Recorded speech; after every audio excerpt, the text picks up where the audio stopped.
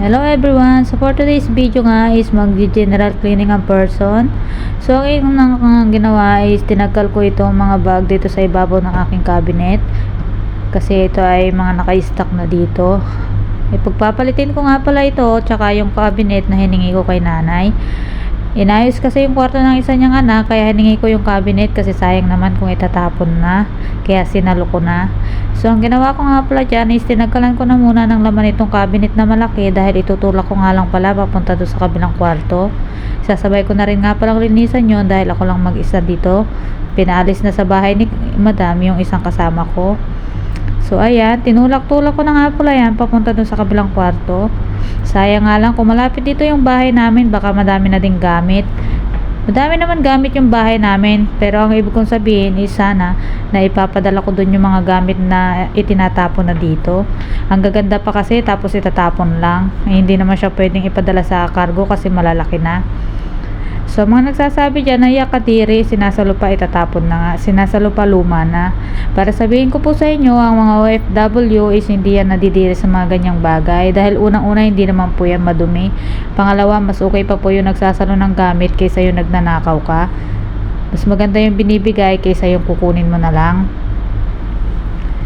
Tsaka maayos pa naman po yung mga binibigay nila, hindi pa sira, pwede pang gamitin. Kaya imbis na itapon is kunin mo na lang, sayang naman, pwede pang mapakinabangan. So ito nga, tinulak-tulak ko lang itong malaking cabinet papunta dito sa kabila.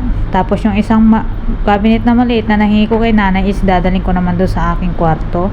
Then pagkatapos nun is winalsan ko muna itong paglalagyan para naman matagkal yung mga buhangin. Kasi kahit nasa loob ng bahay is kapag nagkakalikabok pa rin. Kaya ito na, pinasok ko na siya sa kwarto ko paunti-unti, tinulak ko na, o diba, ang ganda pa niya, puting-puti pa. Kung nandito nga lang talaga yung kapitbahay namin, yung bahay namin is nadala ko na dyan. Ang ganda-ganda pa nito, sayang naman kung itatapon. So ayan, at pagod na nga ako. Ikaw ba naman yung para tutulak ng dalawang cabinet na malaki? Madami na nga rin pala ako naipon ng mga bag na bigay sa akin. Sayang naman kung itatapon. So ayan yung mga gamit ko na natagkal doon sa aking cabinet ng luma. Then pinunasan ko nga rin pala ito dahil dito ko ilalagay yung mga bedsheet nila. Diyan ko ihahanay. Then pagkatapos ko nga pala dyan, kaya ganyan yung suot ko is naglalaba rin pala ako. Pinagsabay ko na para hindi masyadong makain sa oras. Kasi kailangan pa ako sa baba at mag-isa lang naman ako dito sa taas. Pagkatapos ko nga ipwesto yung isang cabinet dun sa aking kwarto at pagkatapos ko nga pala itong punasan is tinabig ko muna yung mga gamit dun sa kabilang gilid kasi wawalsan ko muna siya bago ko ilagay yung malaking cabinet dyan. Basang-basa na nga pala yung damit ko dyan kasi naglalaba pa rin ako at hindi pa natatapos.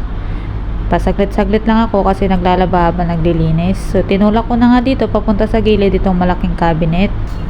Tulak-tulak lang hanggang makarating sa paroroonan, 'di ba? Sabi pa nga sa akin dyan ni nanay tsaka nila tatay, bakit daw hindi ko pa pinapwesto doon sa mga nag-akyat dyan, sa mga nagbuhat ng mga cabinet. Sabi ko ay kayang-kaya ko na yung gawin kasi lilinisan ko pa yung paglalagyan para rin ma-stretch yung aking katawan, char. Kakatapos ko nga palang mag-general cleaning at ito na yung kinalabasan, maayos at malinis na siya. Ito nga pala yung aking munting kwarto at ito naman yung kabila. Pinag-ayos-ayos at pinagsalay ko nga pala yung mga gamit dyan para magandang tingnan at maliwalas sa paningin. Yun lang. Thank you for watching.